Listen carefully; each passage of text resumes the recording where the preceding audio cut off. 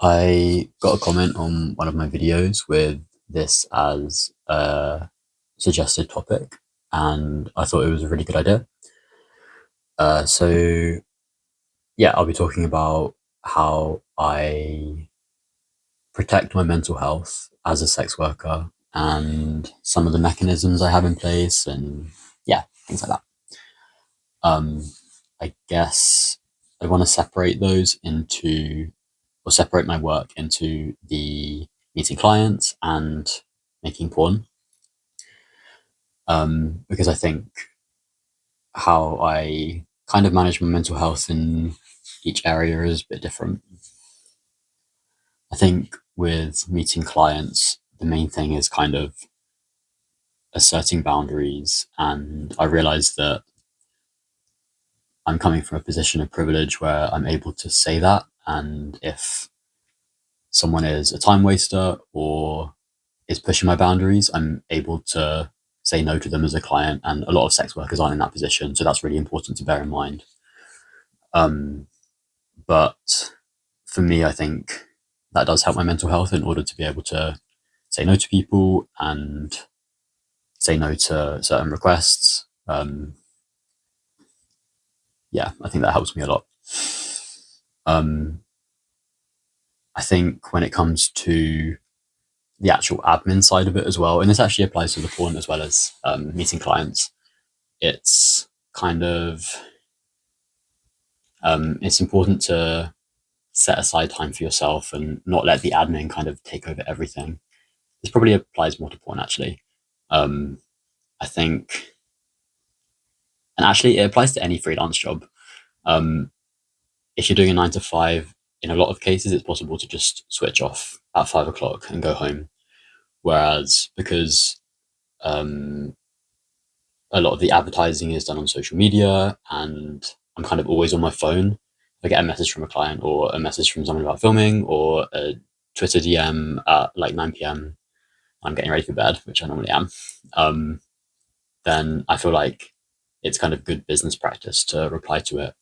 So it makes it harder to switch off because I kind of feel like 24 hours of the day I'm working. So I think having those boundaries and trying to create those boundaries is really important, and set those limits about when to work and when not to work, and just kind of switching off. Um, yeah, I guess a big thing with social media is getting a lot of transphobic and hateful comments. And honestly, I would kind of preface it by saying that it's one of the reasons that I wouldn't recommend sex work to everyone, because you do kind of need a thick skin for a lot of it. Um, I think for me, a lot of the negative comment, like there'll maybe be 1% negative comments in every comment that I get. Like most of the feedback I get is really positive, but it's obviously the hateful ones that tend to kind of stick. I think it's easy for people who see my videos to forget that there is a person on the other side of it, and that I do see and read all of the comments, and it can be quite hurtful. Um, and I think at this point I'm kind of used to it, and it doesn't really bother me. I think because I've kind of externalized it in a way that I know it's not actually about me, and if they are the kind of person who's going to sit at home and send nasty things to people online, then their opinion isn't really that important. Um, but it can be hard to separate that sometimes, and some of them stick and some of them get through to me. So I think that is something to bear in mind for anyone who is considering, not only starting porn, but doing anything online really as a trans person. Because yeah, some of it can be pretty horrible. Um, but yeah, as I say, I think for me, I've been able to separate myself from that quite well. Um, I don't feel like it's a reflection on me or on trans people or anything like that. So it doesn't really get to me in the same way that maybe it did at the beginning, or maybe it would for other people, or yeah. Um, I guess on that as well, it's I said that a lot of the comments are really positive, but I think it's important to not let or to not rely too much on positive comments or on validation from people in order to feel good about yourself.